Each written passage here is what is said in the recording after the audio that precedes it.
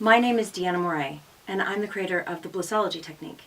And I was working with a client today. We covered some things that were so profound and so helpful for him that I thought it would be worth sharing with you as well. I was talking to him about the effects of childhood trauma on our adult life, and some of the things that I learned along the way about how to heal that. So let me explain it like this. When you have a traumatic childhood experience, let's say your dad was very angry and he screamed and yelled at you and you got a terrible spanking and corporal punishment and yelled at about what a horrible child or terrible you are or how you never listen, and it was very traumatic, especially if you have, like for me, my dad was pretty tall. He was like 5'10", and I was a little kid. And so at 5 years old, to have your dad screaming and yelling at you and saying these things about how bad you are when actually the activity that you had done you did with the right intention, but the thing broke.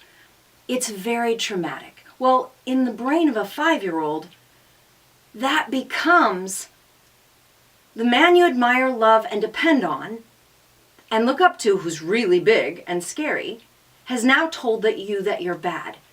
And that is an emotional experience that is hard to process when you're just 4 or 5 or 6 or 7. And it becomes this big bad ball of, I'm not very good, I'm a bad child, and it sticks in there. You kind of fold that thing up like a book and you put it on the shelf and it stays there, and you carry that shelf of books with you, kind of that baggage idea, you carry that with you everywhere you go. Well, what I learned when I grew up and I was able to heal some of those heartbreaks and some of those experiences from childhood is that when you're adult, you can go back to that bookshelf. You can pull the book off of the shelf and you can look at it with new eyes. You can look at it from a place of emotional maturity. And in looking at it from that place, you can come to a new conclusion that a 5-year-old couldn't come to.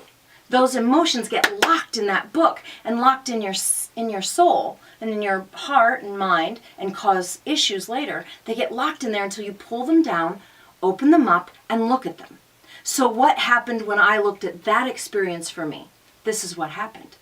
I looked and I said, my dad was only about 24 or 25 at the time. When I was 25, I didn't know crap about being a good parent. I didn't know what the right answers were.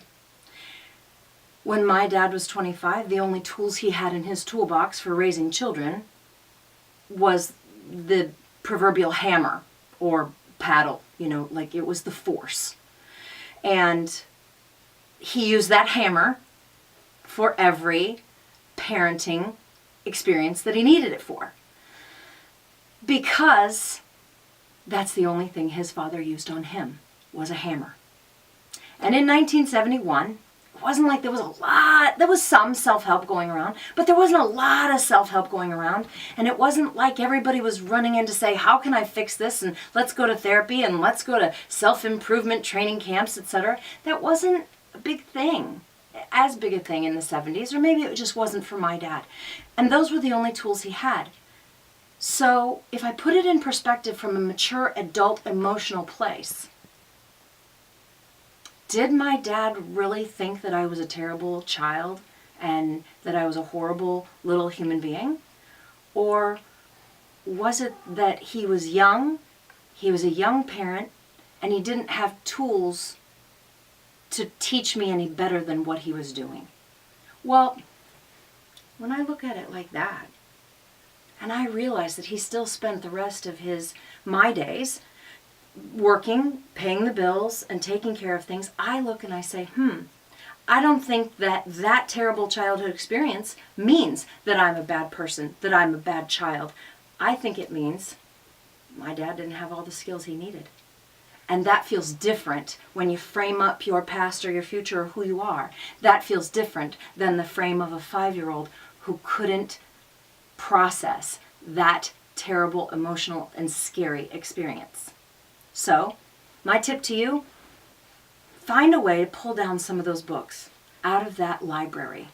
Look at them from a new place, an emotionally mature place. If you need to, find a counselor or even I highly recommend an energy psychologist to help you look at those experiences and move them on very quickly.